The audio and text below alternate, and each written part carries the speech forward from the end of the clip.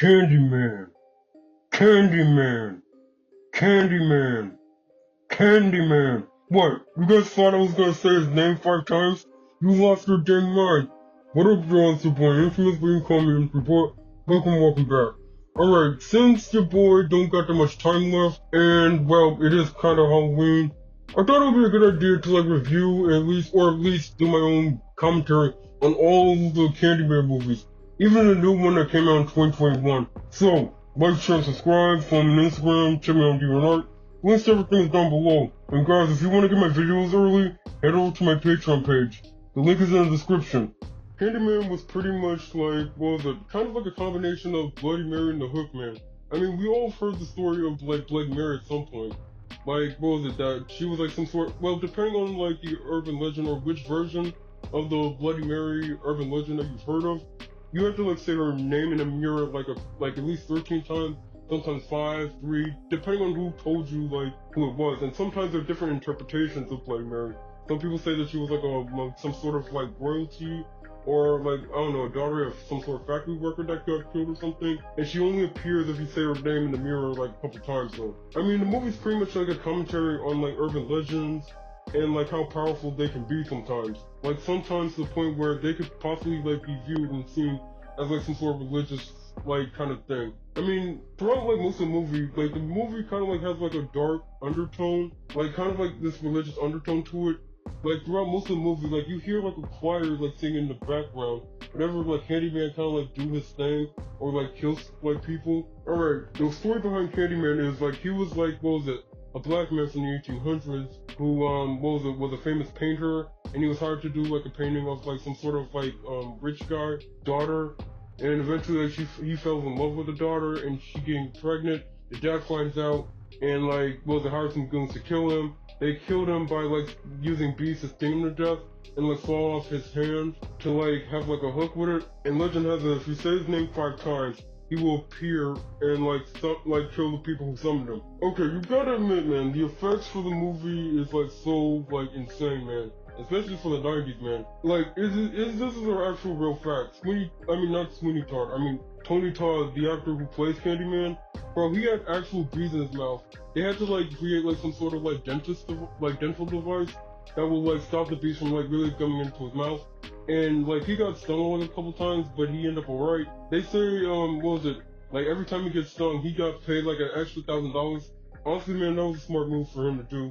The movie protagonist, her name is Helen Lyle, and she was doing a report on the whole urban legend behind Candyman, and she she found out the place that the whole legend started is at Cabrini Green, which is an actual real life housing project that actually did exist in the real world. The movie's pretty much a good commentary on how the impact of segregation, redlining, and gentrification had on the black community of Cabrini Green. It kind of really is a really good commentary, and the fact that again, the main protagonist is being pursued and being quote unquote preyed upon by a black man with a hook for a hand and very muscular and stuff. It kind of does reinforce that stereotype, or that kind of old racist fear that a black man's gonna arbor a white woman. It kind of does play into that a little bit though.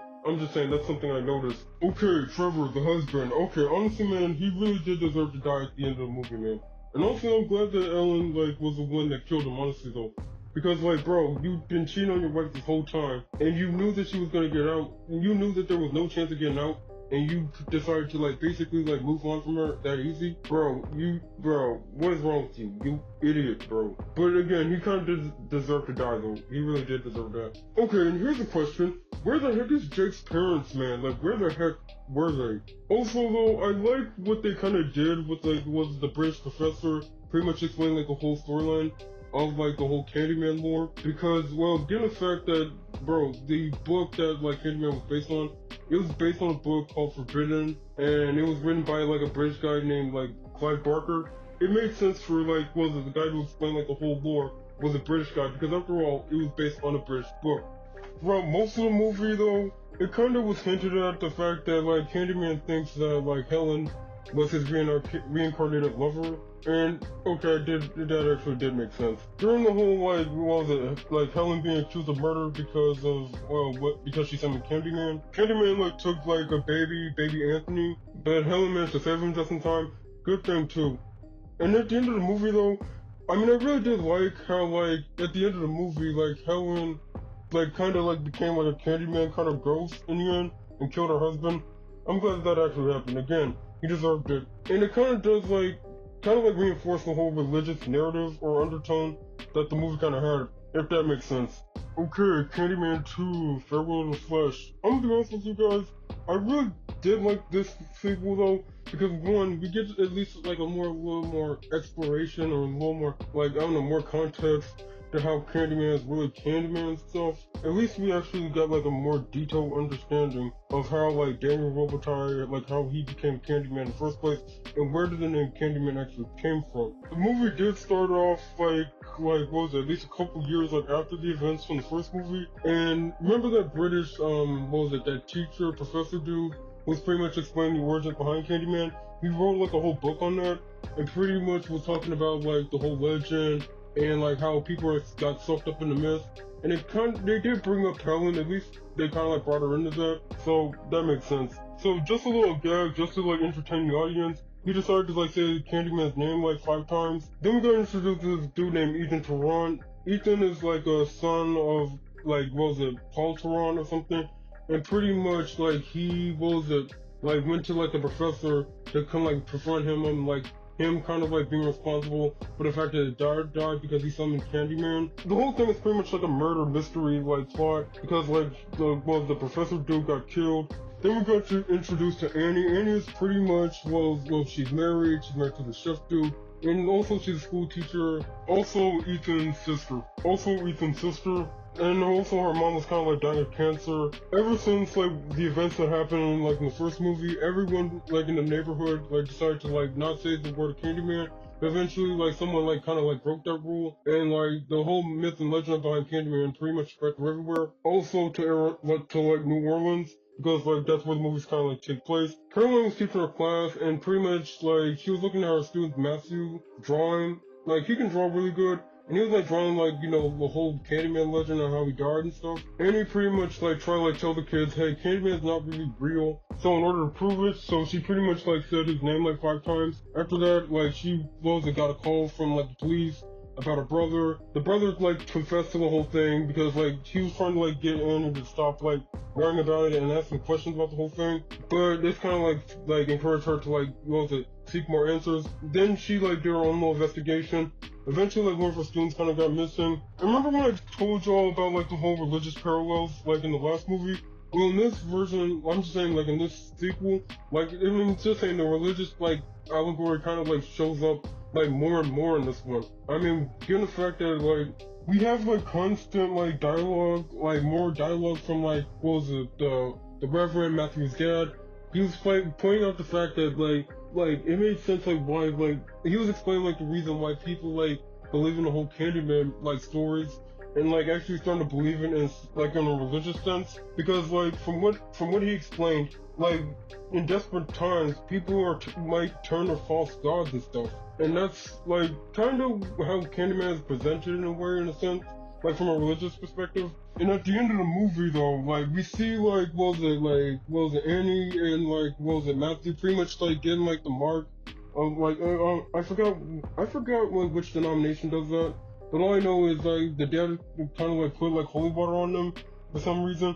Also, we found out that Annie is kind of, like, a descendant of Daniel Robitaille, and also, great little plot twist, she's pregnant. Annie did confront with the mom and the whole like it turns out like Candyman is really our great something grandpa. And Annie's mom is pretty much like denying the whole thing. And this is kind of fascinating and why I kind of like this a little bit, because I mean I think I remember a couple of years ago I did saw like a TikTok. It was about a show where pretty much a racist old lady was like being racist and stuff, and like one of the doctors actually did a DNA test on her. And she was like in shock that she had like black blood in her and stuff. This kind of does give off the like very like same thing though. And it turns out the house that Annie and Ethan were growing up, turns out that house was a plantation, and also he was like Candyman was literally born on that plantation. Anywho, like we found out like his soul was trapped in the mirror, and he pretty much like went to like the plantation, the slave quarter houses to like find the mirror. They found the mirror, pretty much destroyed it. A few years later, after like the whole thing happened, Annie pretty much had a daughter, and she named her after Caroline.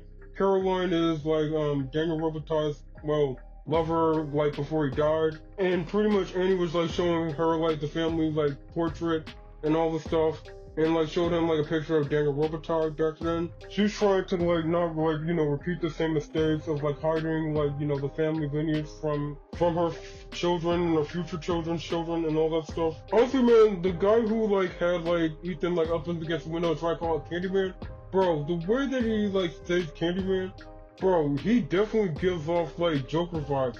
I'm surprised that he has never played the Joker before. Okay, the third movie felt like a little more of a letdown.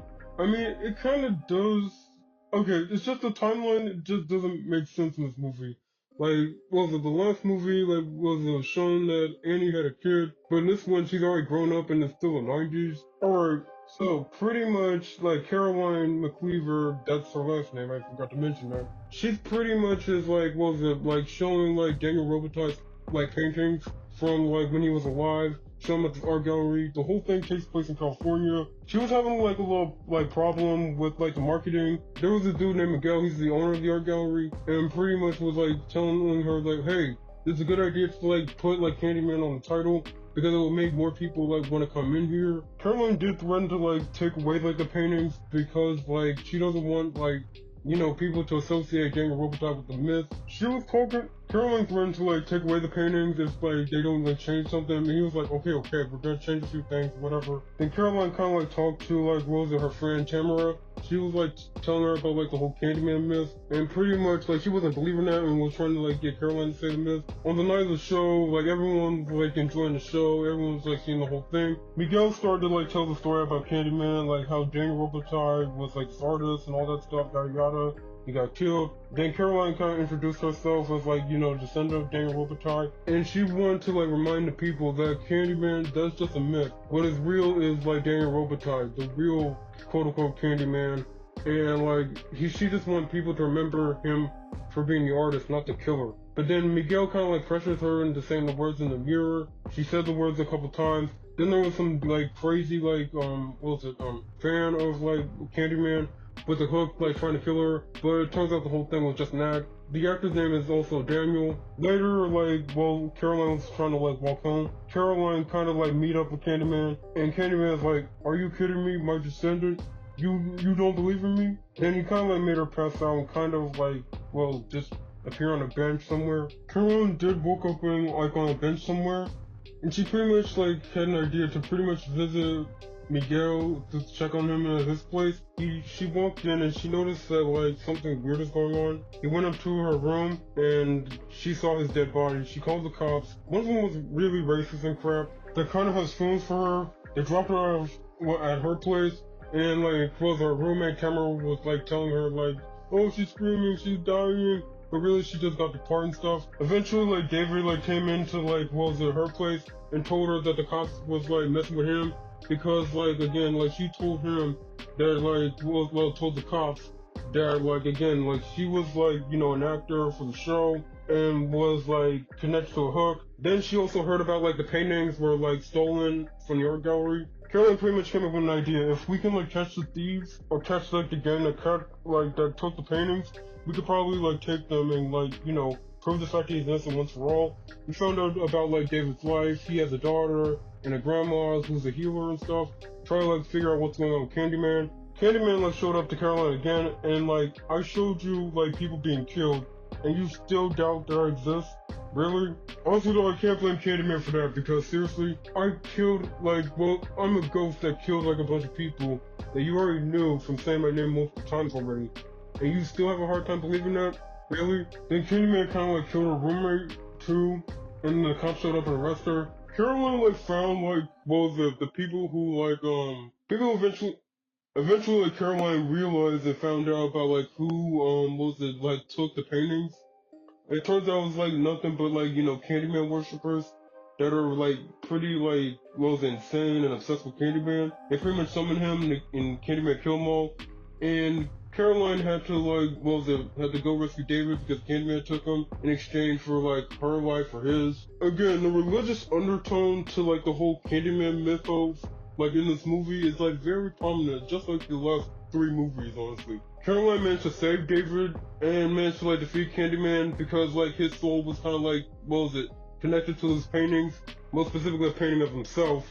So she pretty much like destroyed the painting and that was it. Then like the racist cop that was like, like kind of like Caroline and stuff, he like got fired because of like the whole situation, and now he's ready to kill her. And then like another cop like shot him, and she pretty much like told everyone that Candyman was him, and basically like destroying the myth that Candyman was actually real and all that stuff. And the movie was over. Okay, Candyman, the 2021 movie. Okay, now this one, bro, this definitely like pays like good homages to like the first Candyman movie. It kind of doesn't ignore at least the timeline, at least from what I've been like was able to like catch up on at least like the third movie at least, or the second. I mean, they did put like bits and pieces on it. The movie did like start out with like at least like Sammy Davis Jr.'s "If a Candyman Can." Okay, if you guys remember like Charlie and Chocolate Factory, that song was pretty much was used in the like in the candy shop sequence when they were like talking about the Candyman. And also, man, that was like really appropriate to like actually use that though. I'm just saying, man, that was like a best use for that song, man. But I highly recommend you guys like listen to it like into its entirety. I'll put a link in the description down below. Alright, so it takes place back in the 1970s, where it turns out like that Daniel Robitaille wasn't like the only Candyman back in the day. There was like a story about like a guy with a hook for a hand who pretty much like gave candy to like the neighborhood kids, and like somewhere like in the 70s, like like before like the events of like the first movie like happened, the cops were pretty much like patrolling the whole area because like people's been saying like people like have a little girl kind of like found like razor blades in her candy. Then we got introduced to a little kid named Burke. Like he was like doing like laundry in his like like in the laundry room. Then eventually like Sherman kind of like came to the walls and offered candy. But like Bert got too like scared, and pretty much the cops came and pretty much like blow him away. Honestly though, it made sense like why they kind of like like use like the mantle of like the different Candyman. Because keep in mind, like at the time, Tony Todd was getting really old to be Candyman, and not only that, this will kind of like introduce like Candyman to the new generation. Well, at least for my generation, Gen Z. Then we cut back to present day, where pretty much like, okay, remember the baby that Anne-Marie McCoy kind of like had in the first movie? Well, that boy grown up and he became an artist. His name's Anthony, and pretty much like the Cabrini Green, the neighborhood, it finally got gentrified and like it's like completely destroyed. The high-rise building, it's all gone now, and now they're living in like a new version of Cabrini Green. He was living with his girlfriend, her name's Brianna. She works at an art gallery. Her brother and his boyfriend pretty much like showed up, have lunch and chilling out, kicking it out.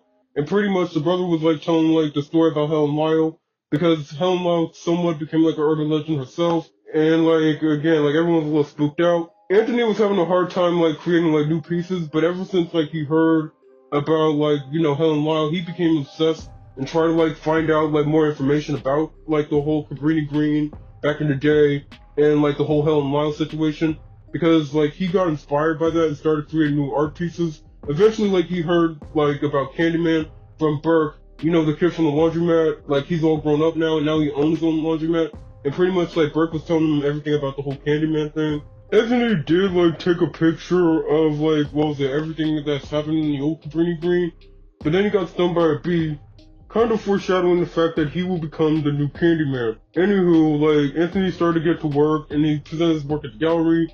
It wasn't well received, and, like, later on, like, someone got, like, killed because, like, they said, like, Candyman's name. It made sense, like, why, like, instead of, like, Candyman, like, showing up and straight up killing them, like, why he's mostly seen mostly through the mirrors instead.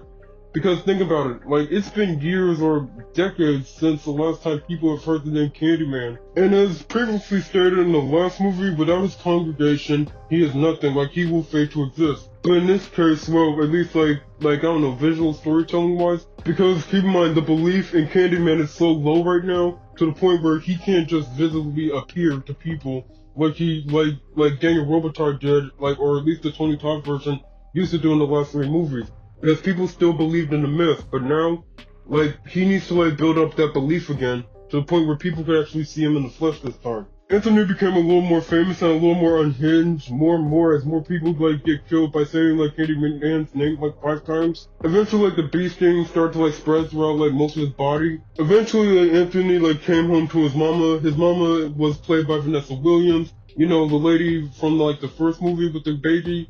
She came back for like, what was it, this one? And she pretty much was explaining like the whole like Candyman thing and what really happened on the day that Helen like died and stuff. Which again is a great homage to like the original film as well. Also, I did like the whole like telling this like you know like like telling like the stories of each individual Candyman as like some sort of like puppet. Honestly though, I really did like that. That was pretty good. Anywho, Bert was like kidnapped Brianna to like you know like because like Anthony's starting to become more and more like Candyman, and pretty much like Bert like sawed off his hand because he's trying to like bring Candyman back to like basically like summon him to kill like every single person who has wronged like Cabrini Green. And the fact that the whole thing is like taking place like in a church somewhere, again it kind of does like have like this holy like religious like spirit like you know kind of like relation to it like all the last three movies. Burke already called the police and pretty much like told him like Anthony's like the Candyman killer. Brianna managed to escape and managed to kill Bert. The police showed up and killed Anthony and took like what was it, Brianna hostage. Knowing her desperation, with her being so desperate, she pretty much like summoned Candyman, and Anthony like came back and started like killing the cops. Brianna managed to escape, and pretty much she morphed into like the Tony Todd version of Candyman, which was pretty good though. I mean, I'm glad. I was like, bro, if they did not like put like what was it, Tony Todd in this version, like bro, the movie would suck. Honestly though, going back to the whole like what was it, different interpretations of Candyman. And like, you know, like there were other Candyman before like Anthony and all that stuff. It actually, again, it does, another like reason to like actually do it is because again, like it's an urban, I'm just saying the Candyman like moniker, like it's pretty much like an urban legend, or like think of it as like a, okay, like put it in comic book terms, it's kind of like a legacy character, like The Flash for example, like there was Jay Garrick, Barry Allen, Wally West, and let's see, Bart Allen. There's one particular puppet scene where pretty much like you saw like what was it, somebody like being electrocuted. That was actually like the movie was actually paying homage to like some sort of case that happened where a 14-year-old boy was accused, well, a 14-year-old black boy was accused of like I don't know, arguing a white woman, and like he got in the electric chair. He was the youngest person to ever be electrocuted ever in history, well, specifically in American history. Which, it ties into the theme of Candyman. Candyman is pretty much a manifestation of, like, the fear, the wrath that the black community has had to deal with from white people for, like, most of this country's history, and still to this day. Okay, your boy has never been much of like a horror movie person though, but I do like all the Candyman movies, man. I mean, okay, I would say the third one, it kinda does suck. Okay, the 2021 version of it, like it was directed by Jordan Peele, I forgot to mention that earlier, but hey, your boy don't really got that much time, and I know I went like a little like, I mean, I know, normally I was trying to like, you know, like talk about like the 2021 Candyman, a little like under 5 minutes, but there was just so much to say in that movie, I'm just saying, man. I mean, I just had a lot to say about like the 2021 version of it though. Rest in peace to Tony Todd, man. He was a legend, man. He was a legend. A horror movie legend. Alright y'all, your boy gotta go. Like, share, subscribe, follow me on Instagram, check me on DeviantArt. The links to everything is down below. And guys, if you want to get my videos before like it ever hits YouTube, head over to my Patreon page. I'll put a link to all the facts that I kind of like used for this video like in the description. Have a happy Halloween, guys. Have a happy Halloween, man. And report out.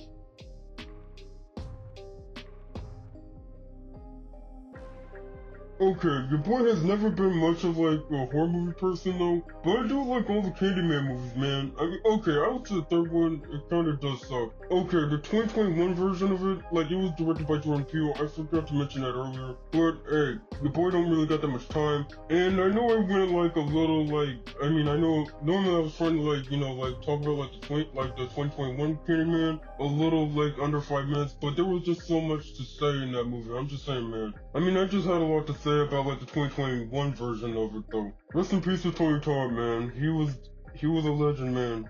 He was a legend. A horror movie legend. Alright, y'all, your boy gotta go. Like, share, subscribe, follow me on Instagram, check me on DNR. The links to everything is down below. And guys, if you want to get my videos before, like, it ever hits YouTube, head over to my Patreon page. I'll put a link to all the facts that I kind of, like, used for this video, like, in the description. Have a happy Halloween, guys. Have a happy Halloween, man. Country Boy, out.